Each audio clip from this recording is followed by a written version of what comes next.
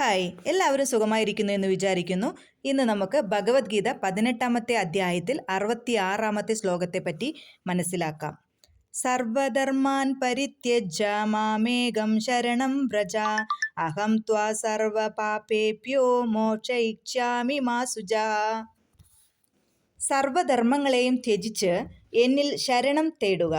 ഞാൻ നിന്നെ സകല പാപപ്രതികരണങ്ങളിൽ നിന്നും മോചിപ്പിക്കാം. ഭയപ്പെടേണ്ട. ആത്മസാക്ഷാത്കാരത്തിനായുള്ള മറ്റു പ്രക്രിയകളെല്ലാം ഉപേക്ഷിച്ച് കൃഷ്ണാവബോധത്തോടെ ഭഗവാന്റെ ഭക്തിയുത സേവനം ചെയ്യുക. അത് ജീവിതത്തിൻ്റെ പരമമായ പരിപൂർണതയിലെത്താൻ സഹായിക്കും. ചെയ്തുപോയ പാപകർമ്മങ്ങളെപ്പറ്റി ദുഃഖിക്കേണ്ട കാര്യമില്ല. ഭക്തൻ കൃഷ്ണന് സ്വയം സമർപ്പിതനാണല്ലോ. അദ്ദേഹം പൂർണ്ണമായും ആ ചുമതല ഏറ്റെടുക്കും.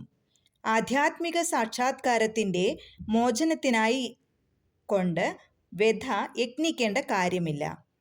സർവശക്തനായ ഭഗവാൻ കൃഷ്ണനെ ഏവരും ആശ്രയിച്ചു കൊണ്ടാൽ മതി. അതാണ് ജീവിതത്തിൻ്റെ പരിപൂർണത. Thank you so much. നിങ്ങൾ ആദ്യമായിട്ടാണ് ഈ ചാനൽ കാണുന്നതെങ്കിൽ ലൈക്ക് ചെയ്യാനും ഷെയർ ചെയ്യാനും മറക്കരുത്.